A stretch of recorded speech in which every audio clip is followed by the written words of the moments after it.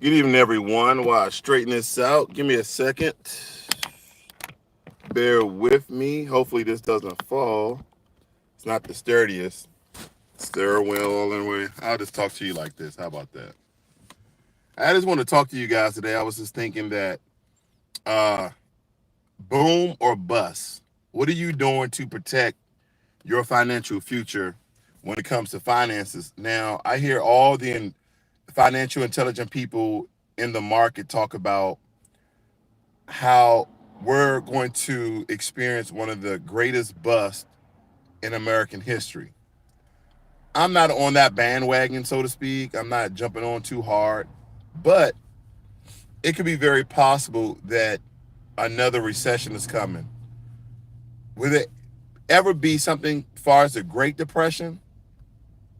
I don't think so. I don't think there'll never be a Great Depression. Well, not in my lifetime. And the one question is, why do you think that? I just think that we've learned our lesson from the Great Depression, but just because how the economy rotates and works, that we will still have another recession.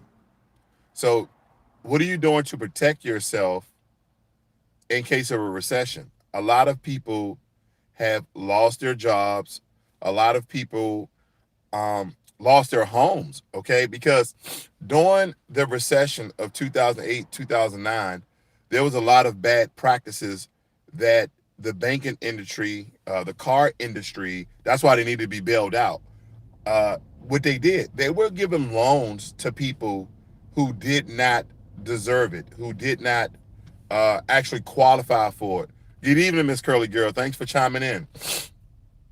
There was a lot of banks, a lot of car loan entities, people who gave people loans who did not actually qualify or deserve it.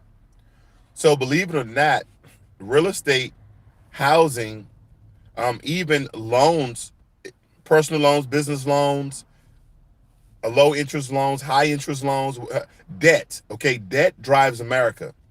In 1971, Richard Nixon took America off what they call the gold standard, which back in the, I want to say 1800s, where one of the kings of England turned it off, turned from silver to gold, to the gold standard. So we were on the gold standard for a long time because don't forget that Europeans, the Spanish, the Portuguese, the Belgium, the Italians, all of them are just immigrants that came to America. Like the white people in America are immigrants from the Europeans who came over earlier during the pilgrimage, right? That's why we're having Thanksgiving, so to speak. But we all know that this is the time where Native Americans actually mourn. Native Americans actually mourn. See, we flip the narrative, we flip the script, so to speak, because this is the time that we use to celebrate family, friends, loved ones, and togetherness.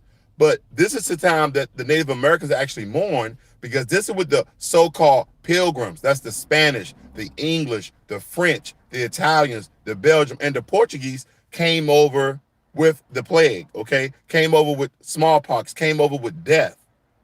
So they're just immigrants from this nation. So they already had the mindset about greed, corruption, building wealth, making money, etc. Okay, this was this new frontier land. This is why they did this. Okay, so Richard Nixon in 71 took us off the gold standard and turned the American dollar into debt because during that time, of course, they always got all these financial advisors. They got all these financial intelligent people around them. They said, hey, the US dollar shouldn't be backed by gold because we owe China X amount of dollars. We owe India X amount of dollars. So let's turn the American dollar. Let's keep our gold, Fort Knox, because some people don't believe there's no gold in Fort Knox. It's gold in Fort Knox. We just turned our dollar into debt. So now they're like, okay, we're in debt. So we owe you $14 trillion. Now what? We're still the most powerful nation in the world. Why are we the most powerful nation in the world?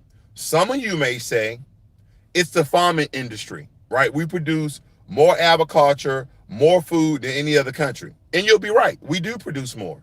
We consume more, we produce more, and we have one of the smallest populations. Think about that. I think America, don't get me wrong, but I know we over 300 million people. But when you look at the entire continent of Africa, they're around 800 something million. India is a billion. China is a billion. But we're one of the smallest countries when it comes to those big, larger size continents, right? Larger size continents. But we consume the most, right? Our economy is 9 times out of 10 more stable than everybody else's, right? Even the UK, they're going rocky doing this so-called Brexit thing. Brexit, like, oh, let London exit out of the UK and let's start our own. Let's go back to the pound and not use the euro. And listen, I don't really dibble and dabble in other countries' affairs, but when it's dealing with your money, you might want to pay attention. When it's dealing with your money, you might want to pay attention, because if you was investing in foreign markets, if you was investing in international markets, then you saw how your international stocks, your forex was going up and down. Okay. Now, granted, stocks go up and down over time, and that's the reason why you should dollar cost average. That's the reason why you should dollar cost average. But but keeping the dollar in debt helps us not to pay our debt, right? Because the same thing I've been telling you guys that I've been learning is that regardless the entity where you got the money, if you keep it in debt, then you can use debt as a vehicle for income. You can use the debt as a vehicle for income. So we have to be very intelligent how we use debt. Now, granted, I have taken, what's his name? Excuse me. Dave Ramsey's Financial Peace University. I've taken his Financial Peace University, and it was a phenomenal class. Now, the one thing, and I spoke to another gentleman yesterday. We spoke about this this going back and forth. It wasn't an argument. It was a informative conversation, so to speak. It was very informative, okay? And he had taken Dave Ramsey's Financial Peace University as well. And I was like, Financial Peace University has some really good information, some really good steps that you guys can do to put yourself on the road to financial freedom. Now, if you're just trying to live an okay life, then Financial Peace University is for you. If you're just trying to live an okay life, like I'm okay with just a little bit of money I have, I'm just trying to make it out here in these streets, not streets, out here in these streaks. That's all I'm trying to do. Then take Dave Ramsey's Financial Peace University, and the first step is save up $1,000. That is going to be your emergency fund. See, we couldn't get over step one. I said, are you freaking kidding me? I said, are you freaking kidding me? $1,000? I wipe my butt with $1,000. $1,000 ain't going to do nothing for me.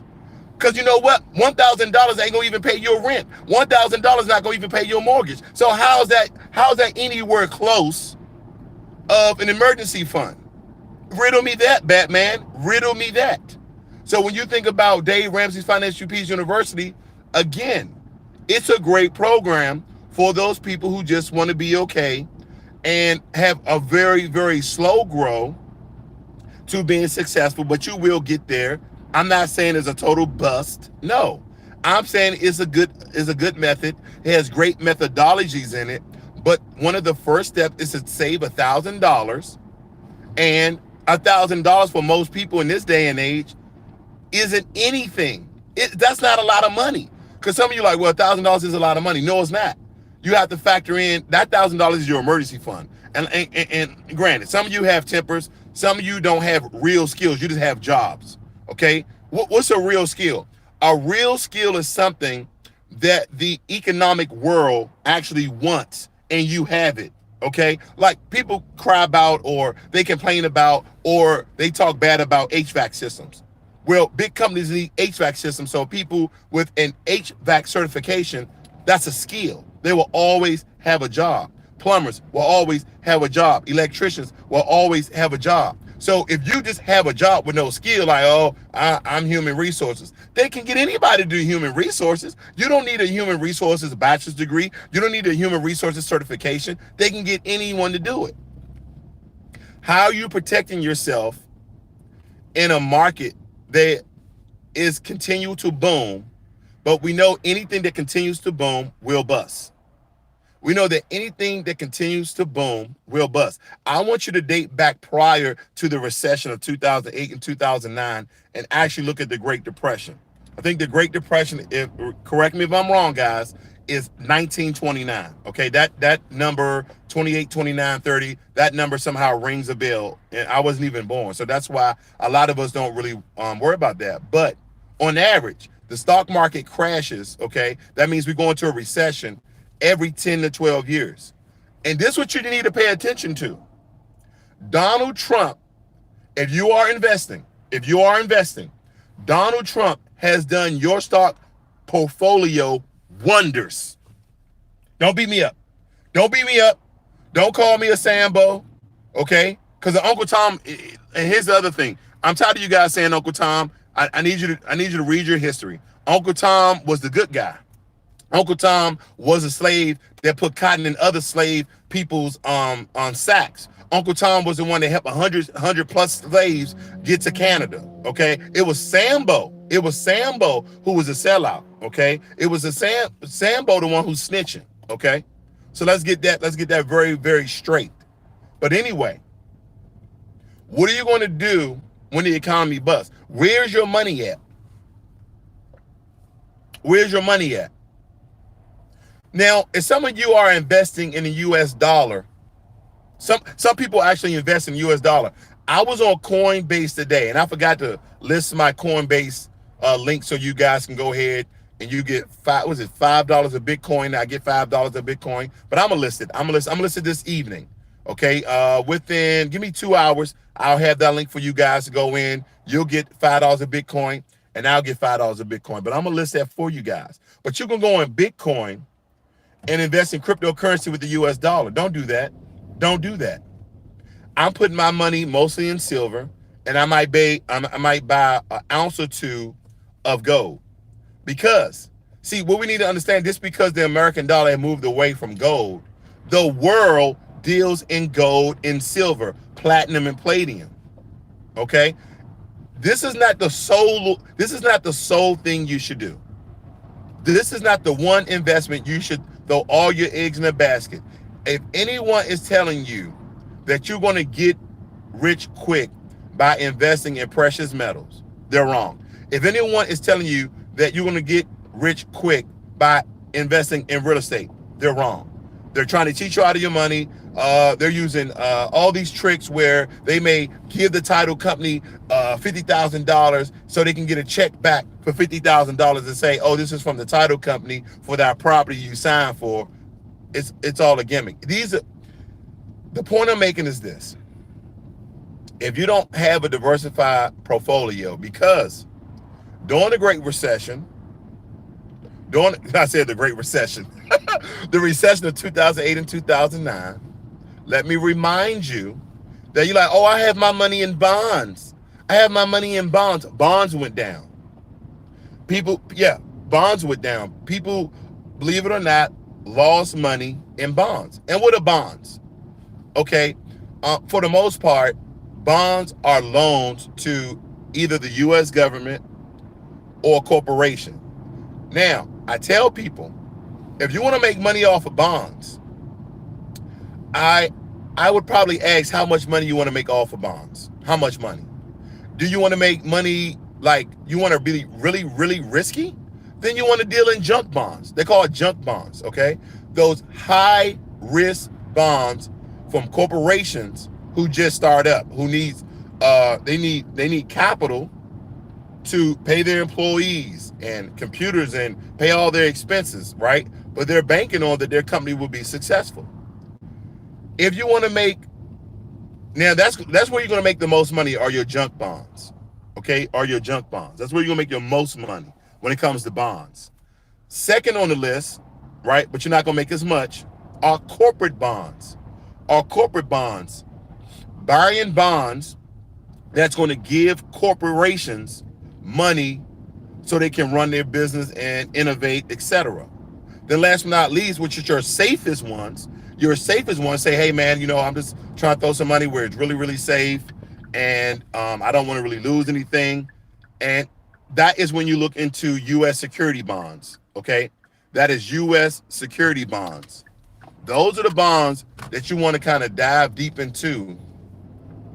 That way you can always have some money. But bonds are investments, and they do not mean that you won't lose money. Okay, that does not mean that you won't lose money. Boom or bust. And see, I've been speaking this for the past year, because when you guys start to lose money in your portfolios, when you start to oh, I'm gonna sell all my stock, don't do that. Don't. Okay, I've said this quote a couple of times. Warren Buffett says the transfer of wealth is from the impatient to the patient. From the impatient to the patient, because while the market is going up and down, or it's falling, you guys like, oh man, I'm a sell before I lose. And you know my philosophy. When you have your money in the stock market, the only way you lose money is when you sell your shares of a stock or your stocks for lower than the amount than which you purchased it for. Lower than the amount which you purchased it for. But if you still have your money in those stocks, in those shares, and the value goes down, that's all you lost was the value. Because you didn't sell it, you didn't lose any money. It's still in the market. It's still in the market. Okay? So we have to be very cognizant of that. But I don't want it to happen, ladies and gentlemen. I don't want it to happen, but it may happen. Okay? Because just like clockwork, statistics and analytics shows us that it may happen. So what I want you to do is diversify. I want you to protect your portfolio. Have a question, put in the chat. Oh, thank you, Miss Curly Girl, showing her job. And I'm almost done here. I probably got another 10 minutes. But this is protecting your financial portfolio in the case of a bust. Because right now we're booming. Right now we are booming. So let me get back on it. I haven't forgot. I know I get off track sometime, guys. My bad. Blame it on the rain. But when he took the American dollar off of gold and we started utilizing debt, we're the most powerful country in the world,